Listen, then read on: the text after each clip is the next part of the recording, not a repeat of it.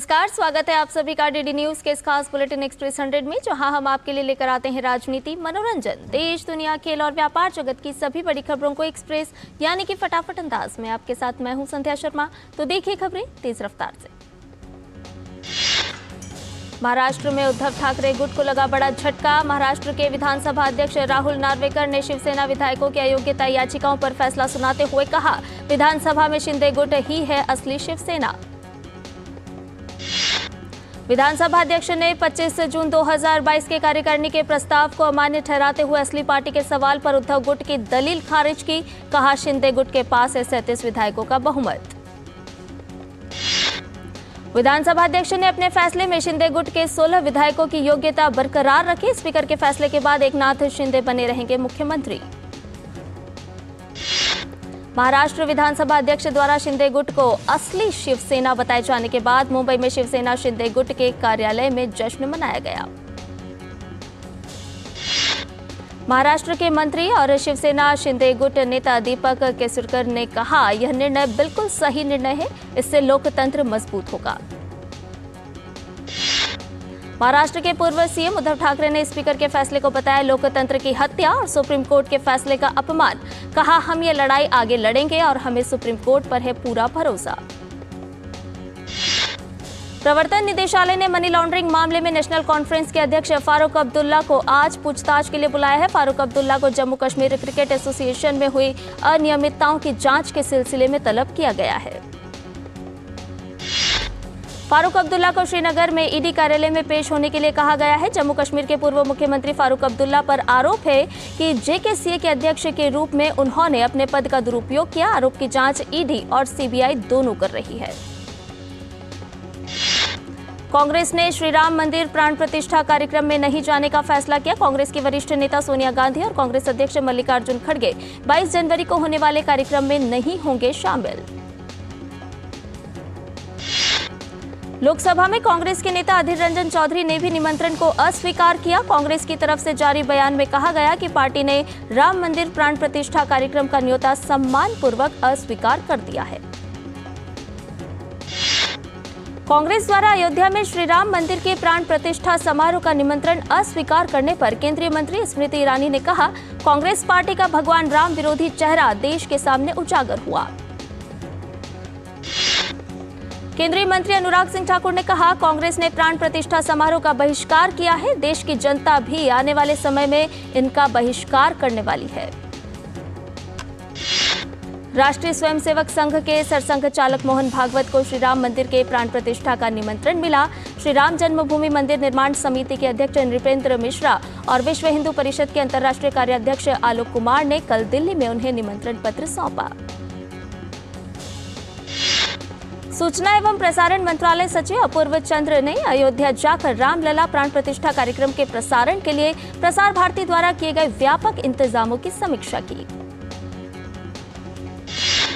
22 तारीख को रामलला की प्राण प्रतिष्ठा की कवरेज के लिए दूरदर्शन और आकाशवाणी ने विशेष तैयारियां की है।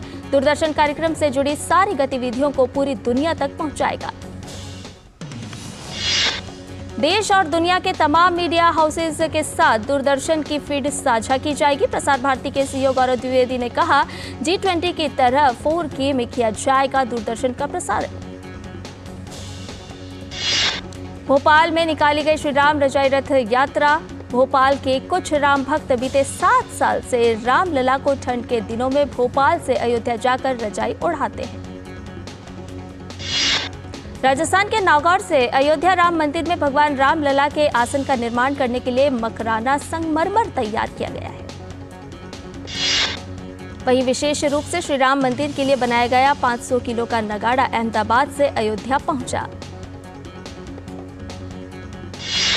राष्ट्रपति द्रौपदी मुर्मू आज भारत मंडपम में आवासन और शहरी कार्य मंत्रालय द्वारा आयोजित एक राष्ट्रीय कार्यक्रम में स्वच्छता सर्वेक्षण के 8वें संस्करण के विजेताओं को सम्मान प्रदान करेंगी।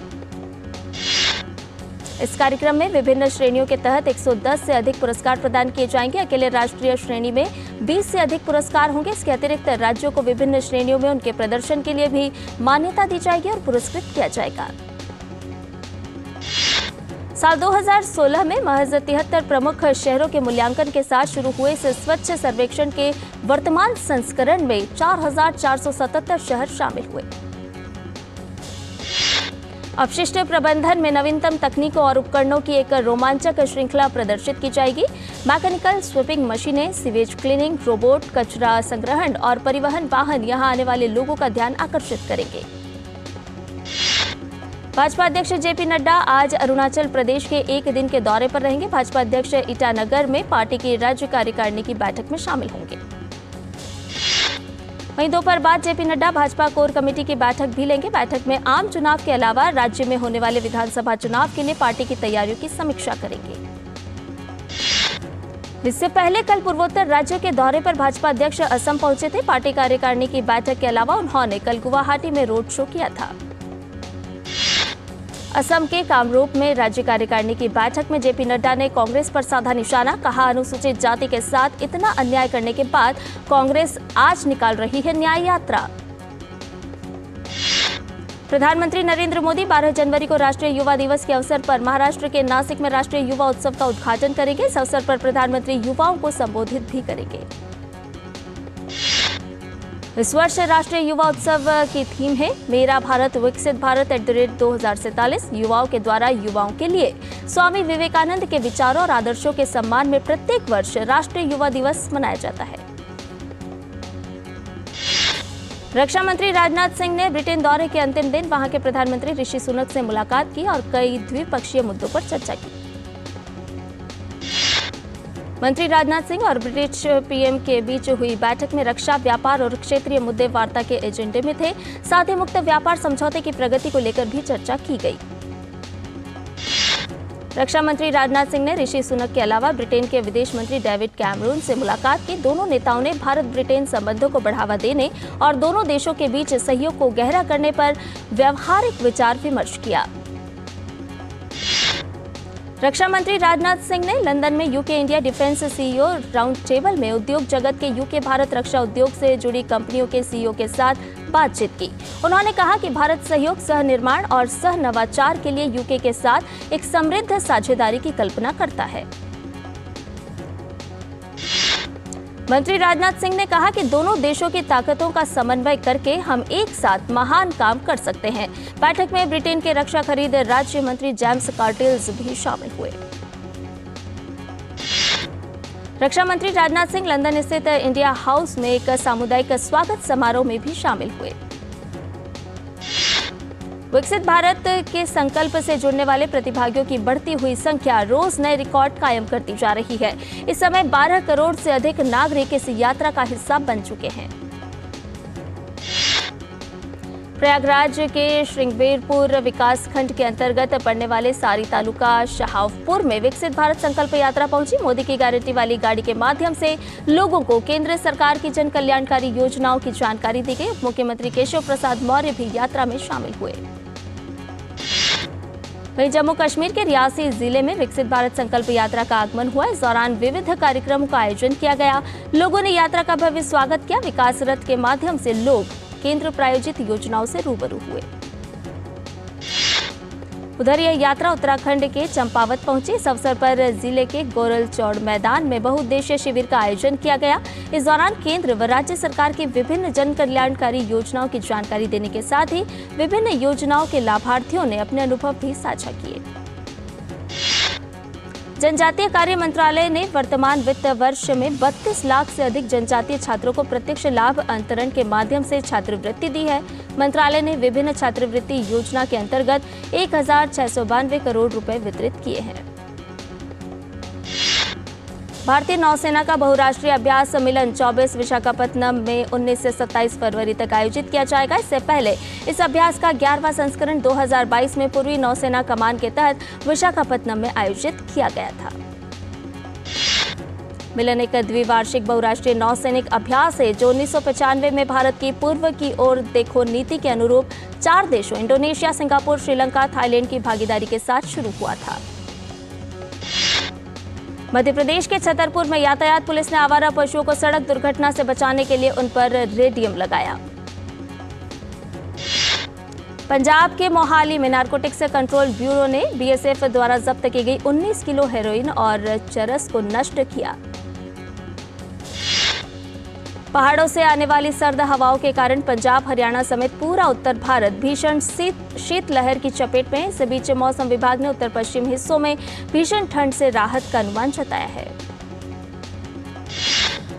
वहीं राजस्थान के अलग अलग हिस्सों में घना से बहुत घना कोहरा छाए रहने की संभावना है। मौसम विभाग ने कहा कि पंजाब, हरियाणा, चंडीगढ़, उत्तर प्रदेश, असम, मेघालय, मिजोरम और त्रिपुरा में अगले 5 दिन तक घना कोहरा रहेगा। पहली बार गणतंत्र दिवस परेड में भाग लेने जा रही बीएसएफ की महिला टुकड़ी और ब्रास बैंड टुकड़ी ने गणतंत्र दिवस परेड की रिहर्सल की। विदेशी पोर्टफोलियो निवेशकों ने 2023 में देसी शेयरों में 1.7 लाख करोड़ रुपए लगाए, जो किसी कैलेंडर वर्ष में हुए सबसे अधिक शुद्ध निवेश में रहा, मगर इसका छोटा हिस्सा ही बाजार से शेयरों की सीधी खरीद में गया। एसएल ग्रुप के संकटग्रस्त सिटी नेटवर्क लिमिटेड को खरीदने के लिए रिलायंस जियो की हैथवे डिजिटल और हिंदुजा समूह की इंडसेंड मीडिया एंड कम्युनिकेशन समेत 14 कंपनियां सामने आई हैं। संभावित समाधान प्रस्ताव देने वाली ये कंपनियां 17 जनवरी तक अपने प्रस्ताव जमा कर सकती है। देश में ई वाहनों की बिक्री 2023 में सालाना आधार पर 49.25% बढ़कर 15,29,947 इकाई पहुंच गई। 2022 में देश भर में कुल 10,25,063 ई वाहन बिके थे। Federation of automobile dealers association के जारी आंकड़ों के मुताबिक पिछले साल ई दोपहिया वाहनों की बिक्री 36.09% बढ़कर 8,59,376 इकाई पहुंच गई। और बुलेटिन में फिलहाल रुकने एक छोटे से ब्रेक के लिए जल्द हाजिर होंगे। हो बिजनेस बढ़ाना, गुड़िया को पढ़ाना या मिसेस के साथ वेकेशन, लो मुथूट फाइनेंस गोल्ड लोन, भरोसा इंडिया का। मुथूट फाइनेंस भारत का नंबर 1 सबसे भरोसेमंद financial services brand. Gold loan के लिए अभी कॉल करें 1-800-313-1212। साल, बरस और सदी नहीं, एक युग गुजर जाएगा। उम्र न पूछो वंडर की, जब फर्क नजर आएगा। वंडर सीमेंट, फर्क नजर आएगा। तुम्हें पता है इन्वेस्टर्स के लिए कि इन्वेस्टर प्रोटेक्शन फंड होता है IPF, लेकिन अगर तुम्हारा ट्रेड एक्सचेंज पर एग्जीक्यूट नहीं हुआ या फिर कोई गारंटीड रिटर्न्स वाली स्कीम है, तो ये IPF आपकी मदद नहीं कर सकता है। और अगर आपका ब्रोकर ही डिफॉल्टर बन जाए तो फिर IPF आपको कॉम्पेंसेशन दिला सकता है। कहाँ से सीखा? NSE की साइट पर। समझकर इन्वेस्ट कर। और ब्रेक के बाद एक्सप्रेस 100 में आपका एक बार फिर से स्वागत है। आइए बाकी की खबरों को जानें फटाफट अंदाज में। मारुति सुजुकी इंडिया ने आज गुजरात में नया कार कारखाना बनाने की योजना का ऐलान किया। मारुति सुजुकी के चेयरमैन RC भार्गव ने कहा कि करीब 35,000 करोड़ रुपए की लागत से बनने वाले इस संयंत्र की क्षमता सालाना 10 लाख कारों के उत्पादन की होगी। ब्रोकरेज फर्म जीरोधा के सह संस्थापक और मुख्य वित्त अधिकारी निखिल कामत ने कहा कि भारत वैश्विक निवेशकों के लिए एक बेहतरीन स्थान है। स्पाइसजेट फंड जुटाने के लिए जल्द ही इक्विटी शेयर और वारंट जारी करने वाली है। इसलिए डोमेस्टिक एविएशन कंपनी के प्रपोजल को कंपनी के शेयर होल्डर से मंजूरी मिल गई है। साल का सबसे बड़ा tech event consumer electronics show 2024 का आगाज अमेरिका के लास वेगास में हो गया है। इसमें साउथ कोरियन कंपनी LG ने दुनिया की पहली ट्रांसपेरेंट टीवी पेश की। इसके अलावा फ्लाइंग कार और 2-in-1 लैपटॉप जैसे प्रोडक्ट भी पेश किए गए। टेक कंपनी एप्पल ने दुनिया के सबसे बड़े क्रिप्टो करेंसी एक्सचेंज बाइनेंस को अपने ऐप स्टोर से हटा दिया है। इसके साथ ही कंपनी ने कुकॉइन और OKX जैसे अन्य ऐप को भी हटा दिया है। Chinese smartphone maker company Poco आज भारत सहित ग्लोबल मार्केट में पोको X6 सीरीज लॉन्च करने जा रही है। India Yamaha motor private limited ने अपनी मोटरसाइकिल लाइनअप में बड़े बदलाव की घोषणा की है। इसमें ट्रैक्शन कंट्रोल और मोबाइल कनेक्टिविटी जैसे फीचर्स हैं। किया की पॉपुलर सब 4 मीटर SUV 12 जनवरी को भारत में लॉन्च की जाएगी।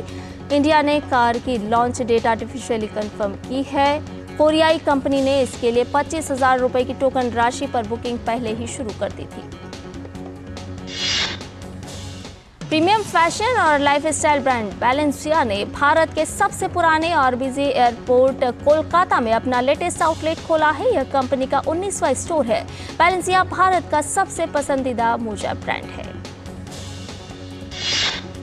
पॉलीकैब कंपनी पर छापेमारी के बारे में central board of direct tax के पदाधिकारियों ने जानकारी दी कि उन्होंने कहा कि लगभग 1,000 करोड़ रुपए के कैश लेन देन का पता लगा है, जिनका लेखा जोखा नहीं है।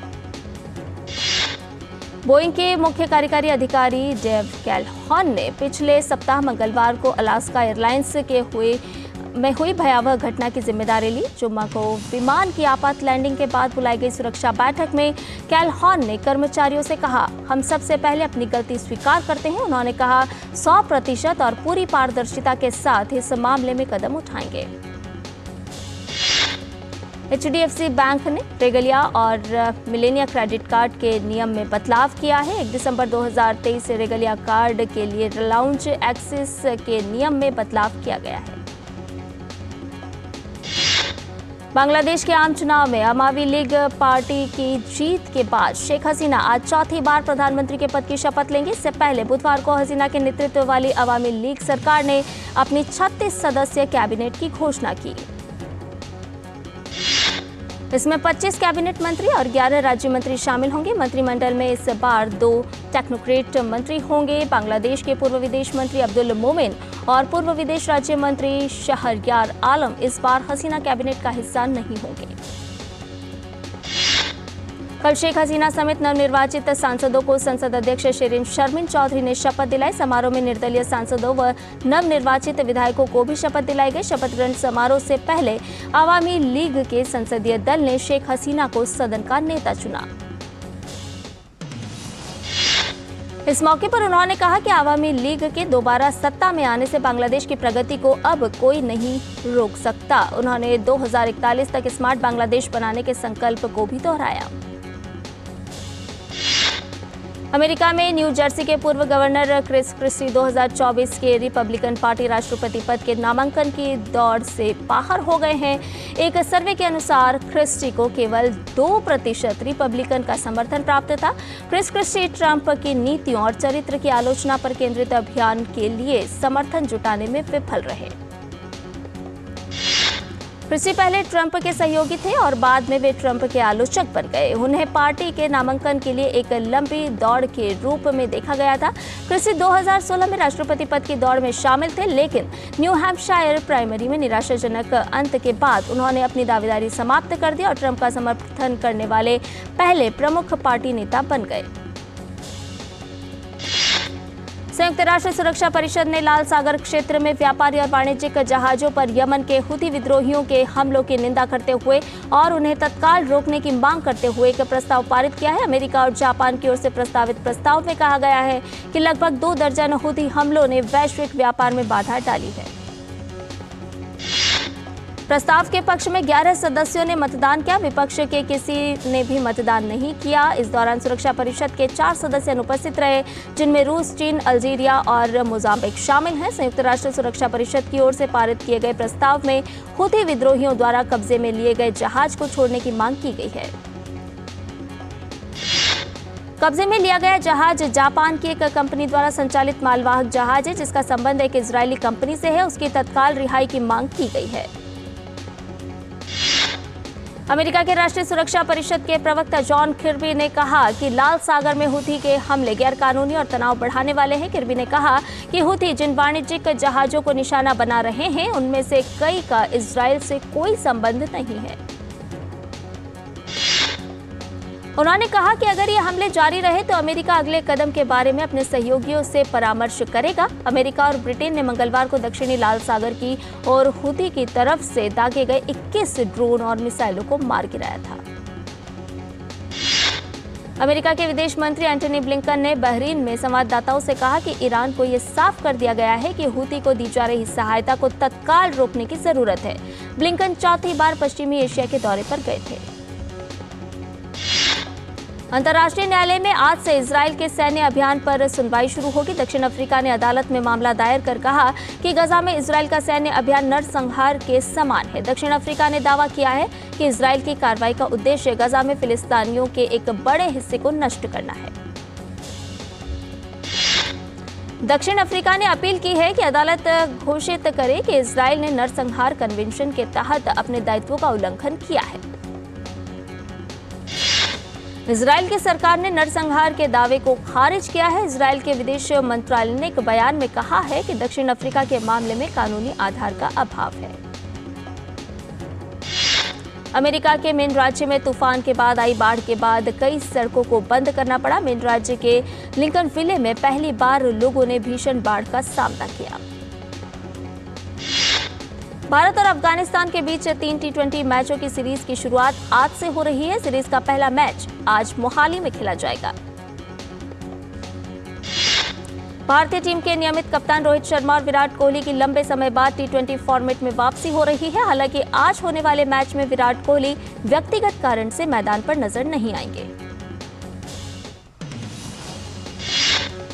और बुलेटिन में फिलहाल लेते हैं छोटा सा ब्रेक, जल्द हाजिर होंगे। मेरा काम वाइंडिंग का है, रिपेयरिंग का करता हूँ, मजदूरी का लाइन है। अब आज तो मेरा शरीर काम कर रहा है, कल मेरा शरीर नहीं काम करेगा तो मुझे कौन सपोर्ट करेगा। पेंशन नहीं है तो जीवन नहीं है। फिर ये ऐसा है जैसे शरीर के अंदर खून का होना, अगर खून नहीं है तो शरीर बेकार है। एनपीएस में जो मेरी आमदनी है उसमें मैं थोड़ा थोड़ा जमा कर लेता हूँ और मुझे पूरा यकीन भी है कि मेरा बुढ़ापा सही कटेगा पेंशन के थ्रू। अपने बेहतर कल को सुनिश्चित करने के लिए एनपीएस जरूरी है। साल बरस और सदी नहीं, एक युग गुजर जाएगा। उम्र न पूछो वंडर की, जब फर्क नजर आएगा। वंडर सीमेंट, फर्क नजर आएगा। और ब्रेक के बाद एक्सप्रेस 100 में आपका एक बार फिर से स्वागत है। T20 में भारतीय टीम अफगान टीम के खिलाफ अजेय रही है। दोनों टीमों के बीच अब तक कुल 5 T20 मुकाबले खेले गए हैं, जिसमें से भारत को 4 मुकाबलों में जीत मिली है। T20 सीरीज से पहले अफगानिस्तान की टीम को बड़ा झटका लगा है। टीम के star spinner Rashid Khan back surgery के चलते टीम से बाहर हो गए हैं।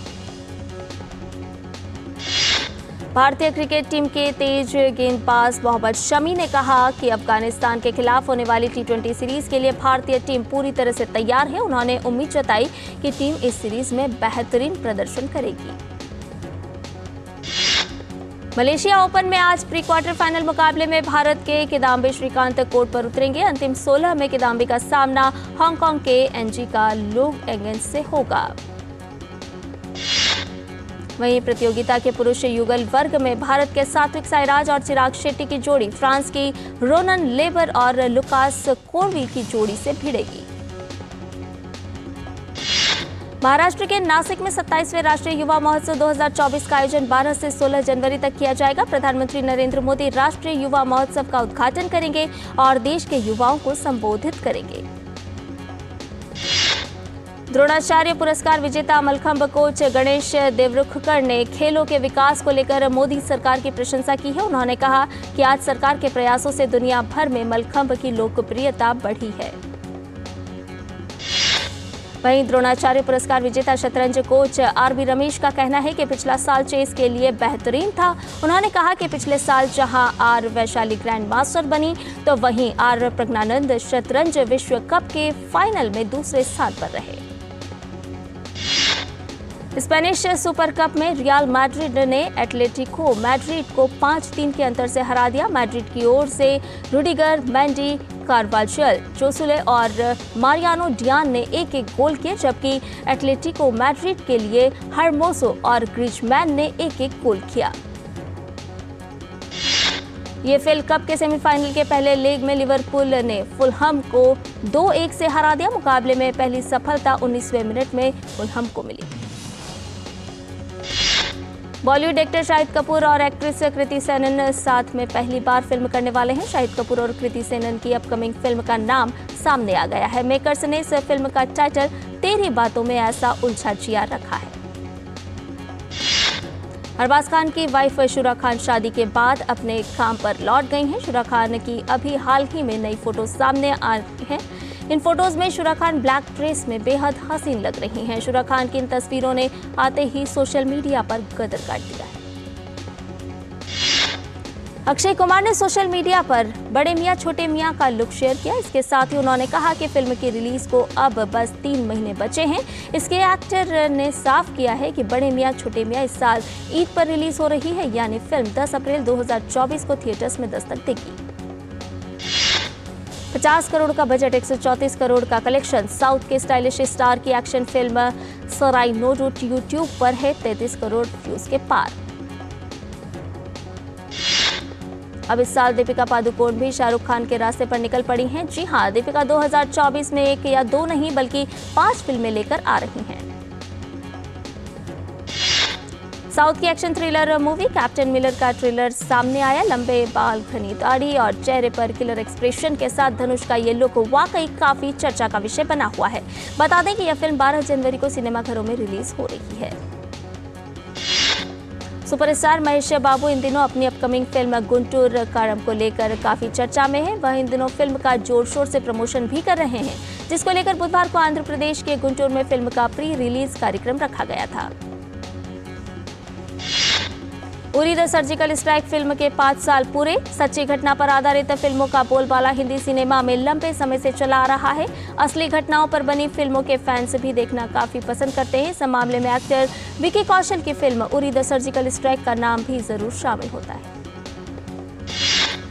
प्रभास और पृथ्वीराज सुकुमारन ने हाल ही में प्रशांत नील के निर्देशन में बनी फिल्म सालार में साथ नजर आए हैं। 22 दिसंबर को रिलीज हुई यह फिल्म टिकट खिड़की पर अब भी शानदार कारोबार कर रही है। इस फिल्म के बाद पृथ्वीराज अपने अगले प्रोजेक्ट द गुड लाइफ में नजर आने वाले हैं। यह फिल्म 10 अप्रैल 2024 को सिनेमाघरों में रिलीज होने वाली है। कोटर फिल्म्स के बैनर तले बनी फिल्म पगली दीवानी की शूटिंग पूरी हो गई है। फिल्म पगली दीवानी की पूरी शूटिंग झारखंड की राजधानी रांची और इसके आसपास के लोकेशन पर की गई है। फिल्म पगली दीवानी के लेखक शैलेंद्र साल्वे हैं, वहीं निर्देशक लखेंद्र साफ। और एक्सप्रेस न्यूज में फिलहाल इतना ही। हमें दीजिए इजाजत, लेकिन डीडी न्यूज पर खबरों का सिलसिला लगातार जारी है। नमस्कार।